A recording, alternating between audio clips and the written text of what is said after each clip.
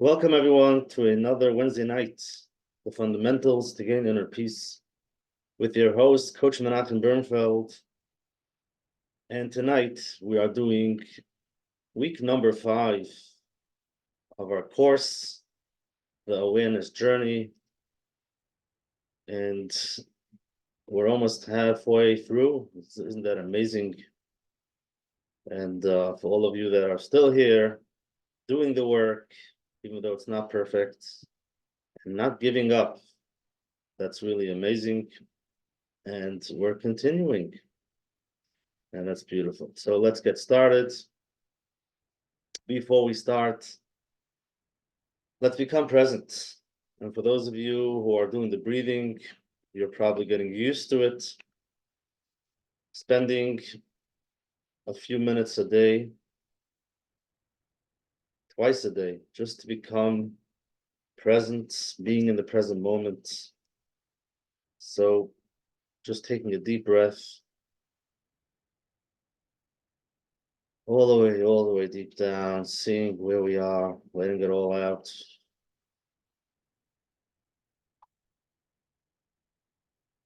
Becoming aware of where we are,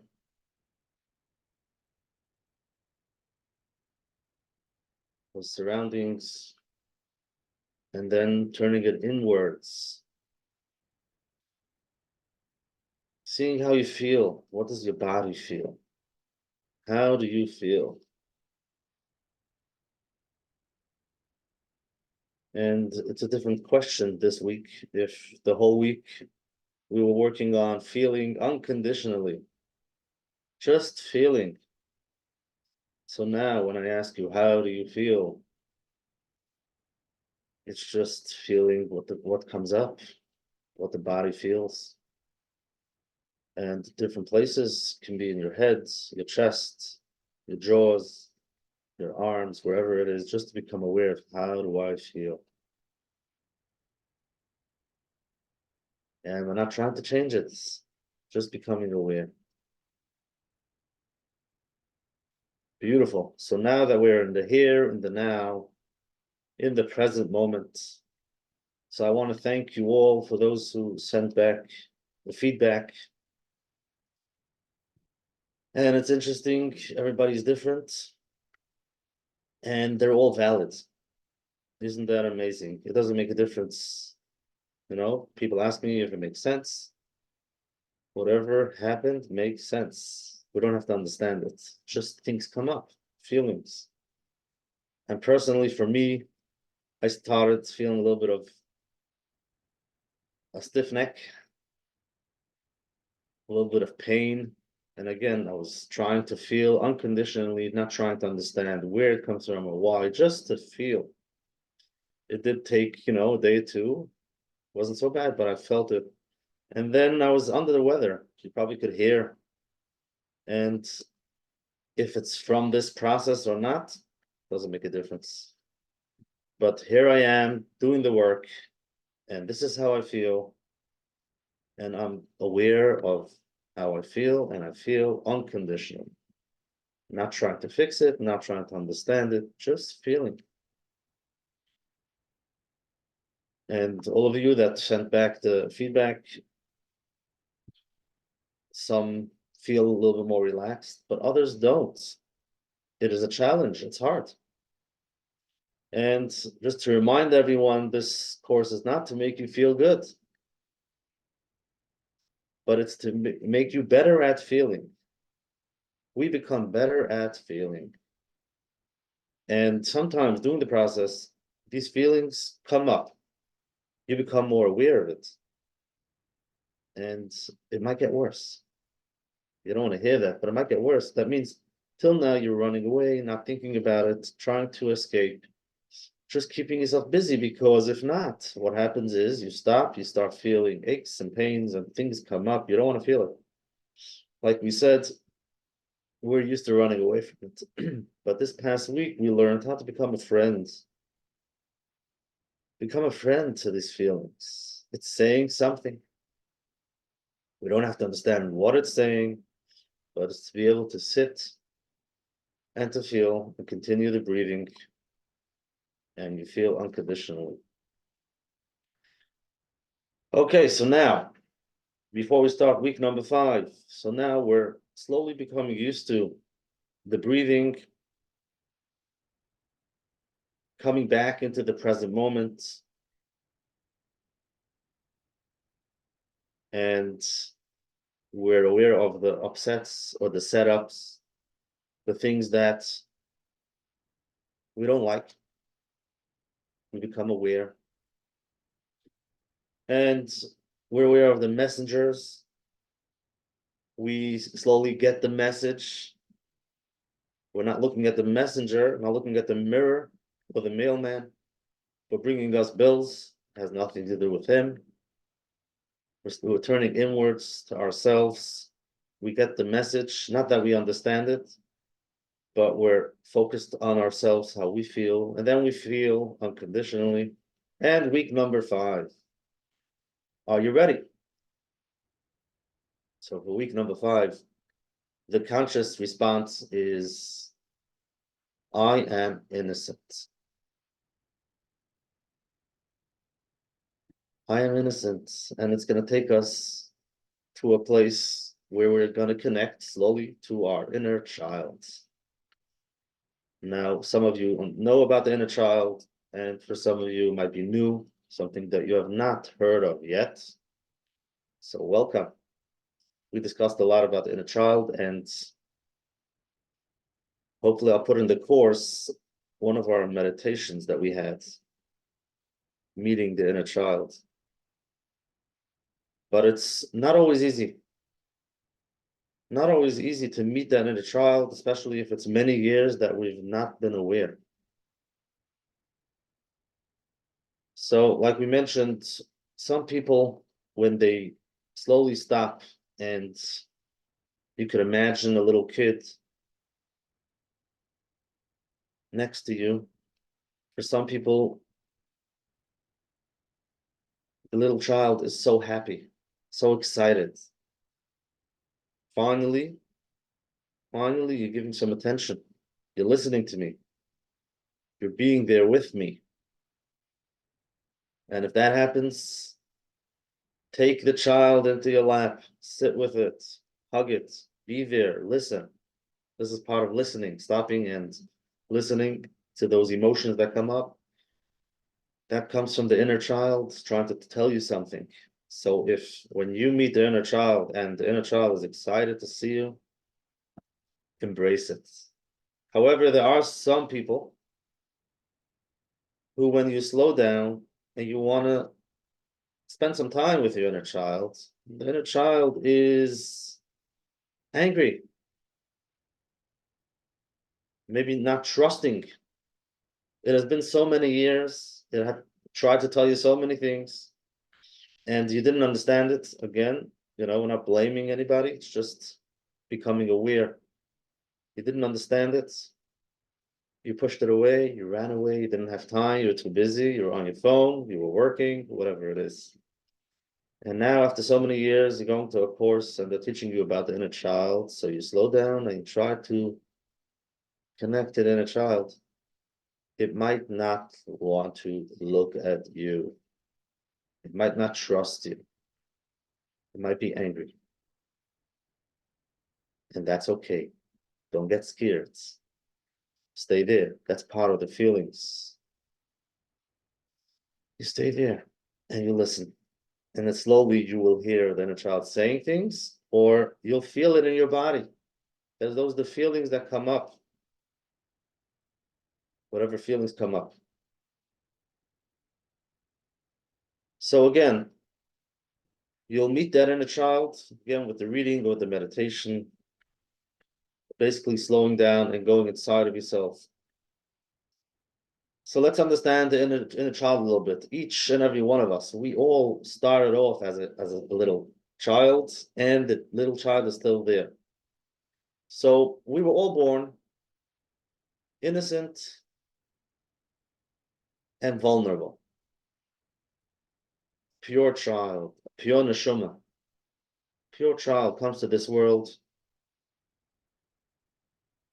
There's nothing attached to it. There are no beliefs, there are no thoughts. It's just pure. And it's amazing. And we have to remember that's where we come from. For us Yidden, we believe we're a chelik l'kar mimao. We have a neshama, and we connect to it. But just to connect to that inner child, pure. Imagine everything falls away. Nothing, everything that we picked up, it's not there when we were born. You weren't born with it. But on the other hand, we're vulnerable. Okay, so maybe you won't understand it when you're born right away, but 1-year-old, 2-year-old, they're vulnerable. They can't do anything by themselves. They don't understand anything. They're trying to make sense out of this world. And they look around. So they look around to the people around them, the adults in the room, parents, teachers, friends. They look around trying to make sense out of the world. And many times these ideas, if a parent tells us something, teacher, friend, the way they look at us, they might say negative things. And slowly we believe what they tell us, and we fill up our suitcase full of baggage, full of ideas that we picked up when we were very young. And again, when you try to do the inner child work, we're not here to blame anyone. Some people say you're blaming the parents. They don't want to blame the parents. So it's not blaming, it's becoming aware. And to understand that your parents did their best and you're doing your best. We're learning, we're becoming aware for ourselves, for our kids, and to see, where did we pick up our beliefs that we have.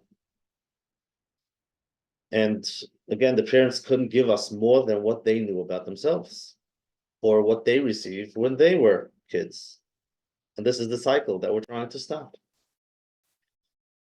Trying to become aware of what we're giving over to our kids. What did I pick up when I was a child? So going back to that innocent child, after a while, we pick up different beliefs and we start identifying with it. We start thinking to ourselves that it's part of me. So let's think of an example. If your parents were anxious and the environment was always anxious, and that made you feel that way. So now you're walking around saying that I am anxious, or whatever emotion comes up. I am angry, or I am sad. So you identify with that emotion that's part of you. But we want to stop that. We want to realize that, no, you weren't born with that. You were born without it. You might have picked it up somewhere. It isn't what you are. It just, you might be feeling that way. You might feel scared, or you might feel angry, but it doesn't mean that's who you are. Okay, so this is where we disconnect. We are not our emotions. It's something that we picked up. And the beliefs that we have about ourselves. The thoughts, all of these things come from somewhere because we were not born with it. So it's important, if we can connect to that inner child, to that pure, innocent child, imagine just being vulnerable. Now that you're the adult, you can actually give it what it needs. And that's what we're going to be doing by connecting to that inner child. But first, it's becoming aware of the emotions that come up. So we can't forget that all these feelings that come up doesn't mean that it's you. You don't identify with the feeling. But if we do, we slowly start thinking it's that we're the crazy one. I am so anxious and it's all my fault. And we start creating stories about ourselves.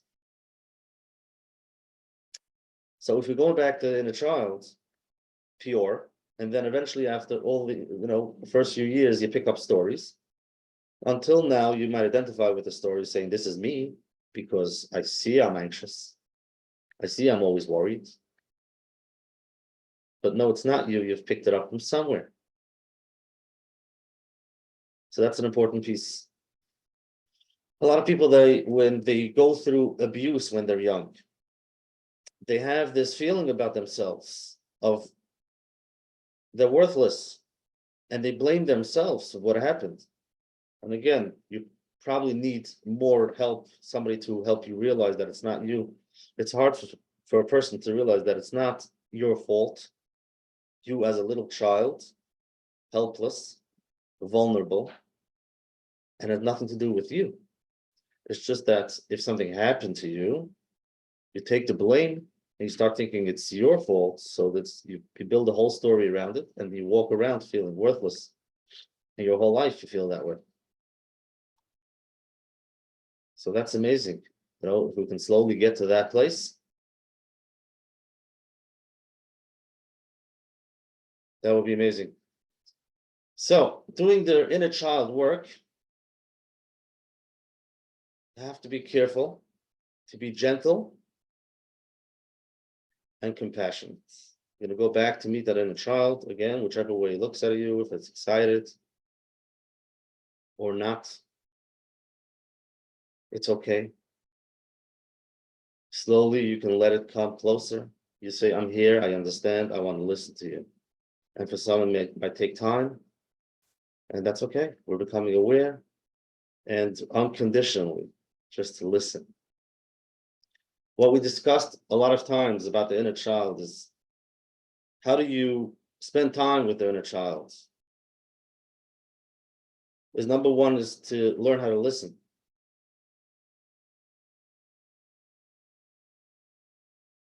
To learn how to listen, not always easy for everyone. Once you listen, you have to validate. That's being not to judge whether they're right or wrong, if it makes sense or not. Doesn't make a difference. You're there to listen. Till now, it could be you ran away, but now you're there to listen. So if we're listening and we're connecting to that feeling unconditionally, so no matter what comes up, we don't judge. Okay, imagine your little kid, 2, 3-year-old, 5-year-old comes and tells you a story, they're crying about something. Could be they were wrong, but you're listening. And by being able to listen, to stay there, feeling unconditionally, that's how slowly we can bring up those feelings. And that's how we're going to integrate all of those emotions that we were scared of, those feelings that come up. And if we can let it come up, we can let it go. That's how we integrate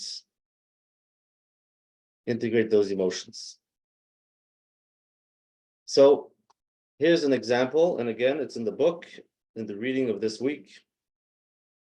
You'll read a little bit about the inner child and why it's so important to connect to it.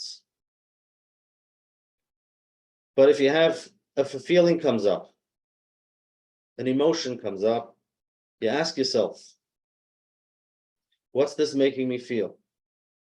Okay, the example that they have in the book is something that works for me. Question is, when somebody has a physical pain, back pain, so you ask yourself, how does this back pain make me feel? And usually we come up with answers. We hate it, we don't like it, it's irritated, it annoys us, frustrated.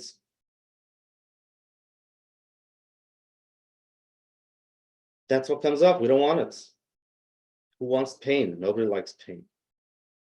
So when you ask yourself, you might ask yourself, what does this back pain make me feel? The reply might be, I'm annoyed. But we want to take it to the next level to connect it to an emotion, because there's something inside of us trying to tell us that they might feel scared or angry or grief. So the example is something that I experienced personally when I experienced back pain. It wasn't easy. There were times that I couldn't walk, and there were a few weeks that I was home, and I didn't really understand it then. It was a few years ago, but I do remember once getting very angry because I I wanted it to stop. Maybe it was in the process of getting better, then it got worse. But anger came up. So listen to that. It's not only that it's annoying, I can't get to work, can't do what I need to do, just continue my routine. It's not only that annoying piece, it's a little deeper. And it could bring up that anger inside behind that annoying feeling. And we're connecting to that. Listen to that feeling, listen to what it's saying, and connect to that anger or fear. So we're connecting to that emotion. It does take time, but with the work that we're doing, to be able to sit like we did last week, to feel unconditionally, even though we don't understand it. While you're doing the breathing, feelings come up, and you just feel it. You don't try to understand it. You continue breathing. You can write it down to make it a little bit easier when you're done, you know. But then eventually you want to go down to that emotion that's trying to tell you something. And this is all the inner child talking to us. Most of the time, having those emotions, those feelings, it's something inside of us that wants to say something. And we're not trying to understand now, but just listen. Listen. If it says it's very angry, just listen to that and be there.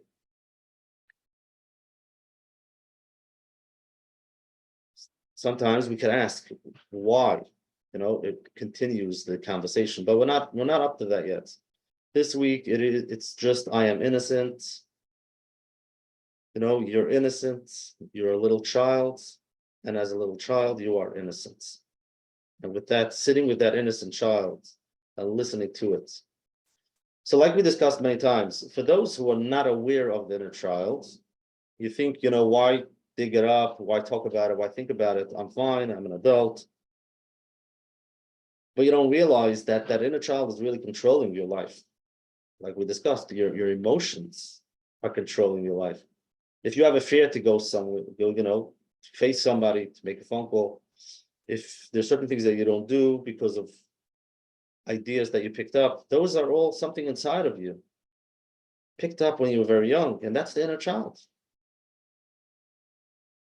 You don't want to listen to it. It could be painful, but now we're slowly connecting to it with telling ourselves the inner child is innocent. You'll try to get closer to the inner child, listen to what the inner child is saying. Emotions come up. You try to find out what's behind that emotion. What's it trying to tell you?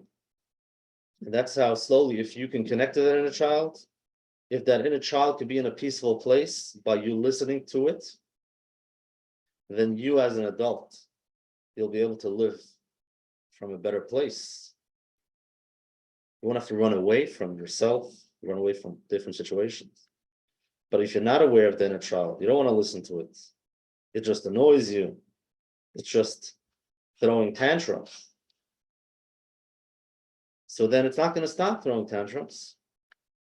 It's still going to have those feelings that we're scared to stop because of those feelings, but we're learning how to stop, slow down, let those feelings come up. We become aware that that's our inner child. We connect to it. We listen to it. And if you listen to it, it can calm down. And if it calms down, then you, the adult, can live from a better place. Imagine a little kid throwing a tantrum. So you could either say, come back to me when you're quiet, and they continue, or you say, stop it. We don't have time for this. Just take this. Just do what you have to do. Stop crying.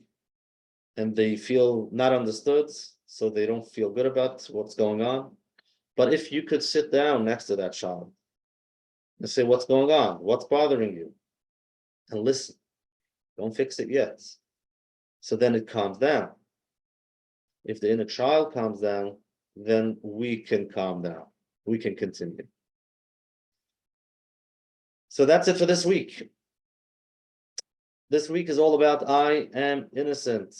Continue with the breathing. Even if there were some days that you didn't do it, make a check in that calendar. Continue with the reading. You're doing a great job. Tell yourself you're doing a great job, even if it's not perfect, so that you continue. I want to see you here on week number 10, Mr. Shah. And congratulations for almost halfway through, which is amazing. And the Menachem will continue. So now I'll open it up for any questions. You can put it in the chat, or if you want, you can raise your hand. We'll have a few minutes for questions. Anything that came up during the week, during the breathing, feel free to ask. Elvira, I'll unmute you so you can ask. Just a second. Try to unmute. There we go. Good evening. I wanted to ask you, you said that if a person had an issue with abuse and maybe they need some kind of other help, right? But if it's a person that you love, it's not, I mean, obviously, I mean, Baruch Hashem, it's not yourself, but someone that you love and you want to help. How can you do that? You want to help someone that you love that was abused? Yes. Or it's in abusive Situation. relationship. Are they still in it? Or they're out of it and they're just remembering from years ago? No, they're still in it. So that's a challenge. That's a challenge for you to help them because they're an adult and they have to go for help by themselves. It's not so easy to tell other people to go for help. You know, we're here for ourselves. We can only help ourselves. And you could tell the other person you're here for them, you can support them, whatever it is, but there's only so much that you can do for them. And what if I am part of the chain? Like if things are repeating themselves. Right. You know? So if, like we discussed, if you're aware of something, let's say you pick up something from your parents and you're doing the same thing to your kids. So if you're aware of that, that's amazing. Because there's so many people out there that are not even aware of it. And they believe they're doing the right thing, and it just continues. So number one, if you're aware, take a deep breath and realize that you're almost halfway through. It's awareness is the most important. Now, after being aware, you can see what it is, and you can say, what could I do different? Something that maybe you could figure out on your own, or you can reach out for help, somebody that can help you, because you might not be able to see it. But if it's something that you see, let's say you're always anxious. Your parents were anxious, now you're anxious, and now kids are anxious. So you're aware of it. So instead of telling your kids, don't be anxious, get yourself the help and try to realize, why am I so anxious? Maybe I picked it up from somewhere. And what could I do to take it easy, slow down, relax, let things play out. Doesn't have to be perfect. And eventually those people around you will be able to tell the difference and they will slowly pick it up. So it's not so much us helping others, it's us helping ourselves. And eventually that's how we change the world. Thank you. And if I don't know how to listen? To who? To myself. Well, that's why you're here. You're doing if you're doing the breathing, just slowly, don't be hard on yourself. Just slowly continue with the breathing. Be aware of the things that come up. If you sit and you're aware of the things that come up, that itself is called listening. And if you need more help, reach out. There's help out there. Thank you. Thank you. Okay, Galaxy, you want to ask a question? Let's go. You can unmute. Yes. What about what we talk about just now? You want me to, you want me to say over the whole thing? Yes. Okay. Okay, you'll have to listen to the recording. Okay, just a question in the chat, just 1 second.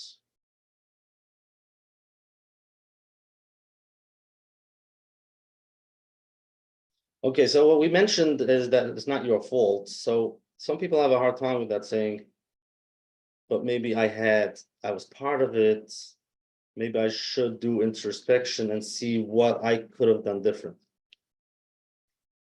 Okay, but I'm talking about something that sometimes could have happened to you when you were very young, talking about 3, 4, 5, 6, 7, and there's no fault at all.